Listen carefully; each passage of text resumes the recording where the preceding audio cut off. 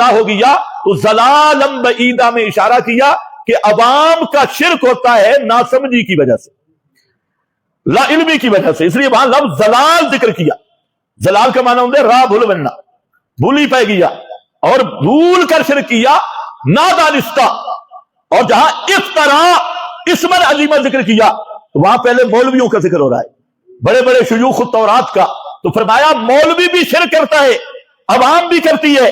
فرق یہ ہوتا ہے عوام الناس شرک کرتی ہے نا سمجھی میں، لا علمی میں ایک، اور مولوی شرک کرتا ہے جان بوجھ کر، عوام الناس دھوکہ میں مبتلا ہو کے مغالطہ میں آ کے شرک کرتی ہے، اور مولوی مشرک گر ہوتا ہے، وہ شرک بھی کرتا ہے اور شرک کا مواد بھی جمع کر کے اس کا نام دلائل رکھ کے لوگوں کے سامنے اس کو بھی پیش کرتا ہے، تو وہ مفتری بھی ہے اور مشرک بھی ہے۔ ملا مفتری کا معنی گھڑنے والا اور دلائل گھڑنے والا اور شرک کی تقویت کے شبہات وضع کرنے والا، تو ملا کا شرک ملا مفتری بھی ہوتا ہے، اور آج کل مفتی کہتے ہیں ویسے مفتری بھی ہے اور مشرک بھی ہے۔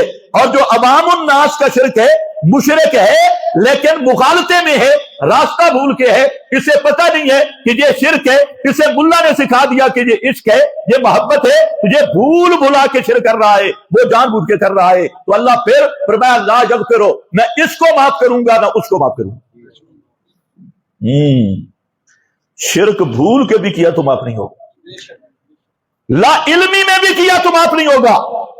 آج وہ غم دیے شیطان اعظم، اس نے جہاں پر بھی اپنی چمن لگائی، کہتا ہے جو لا علمی میں شرک کرتا ہے تو اللہ نہیں پکڑے گا، جان بوجھ کے جو شرک کرے وہ جہنم میں جائے گا، اگر کسی کو پتہ نہیں ہے تو وہ جہنم میں نہیں جائے گا۔ یہ غامدی کی جہالت اور قرآن کی تحریف ہے، اسی لیے میں نے کہا دونوں آیتوں کو پڑھ لو، آیت 48 کا سیاق و سباق بھی پڑھ لو، آیت 116 کا بھی۔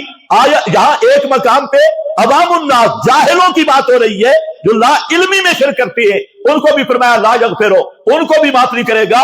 آگے مولویوں کی بات ہے، فرمایا لا یغفرو، ان کو بھی معاف نہیں کرے گا۔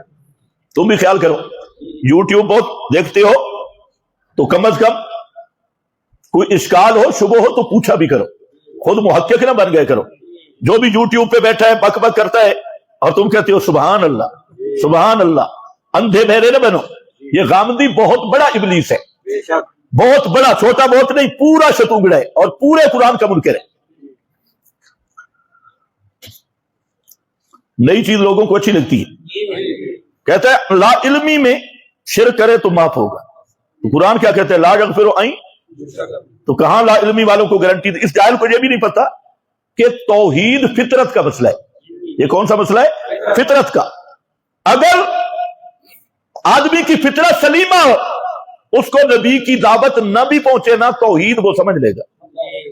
اس لیے امام اعظم امام ابو حنیفہ رحمت اللہ علیہ نے بات کی، فرمایا کہ آدمی جزیرے میں پیدا ہوا، رہ گیا، ساری زندگی اسے کوئی انسان بھی نہیں ملا، اور وہ اپنی فطرت توحید پہ باقی ہے، تو اس سے قیامت کے دن صرف توحید کے بارے میں سوال ہو، اسے دعوت بھی نہیں پہنچی اور بھی نہیں ملا۔ وجہ کہ توحید انسان کی فطرت کا بیج ہے، فطرت میں ہے، اور یہی فطرت ہے کہ مشرکین عرب جب کشتیوں پہ پھنس جاتے اور کشتی غرق ہونے لگتی تو اس وقت وہ اپنی فطرت کی طرف لوٹتے اور اصل بیج کی طرف، کہ کشتی بھمر میں آ گئی، غرق ہو رہی ہے، تو اس وقت کیا کہتے؟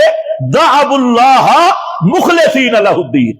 اس وقت سارے بابے بھول جاتے، دعوا اللہ مخلصین لہ الدین، دعوا اللہ یقولون یا حیو یا قیوم۔ یہ ہے دعوا اللہ، یا حیو یا قیوم، اے رب یا رب یا رب، یوں کر کے پکارتے تھے۔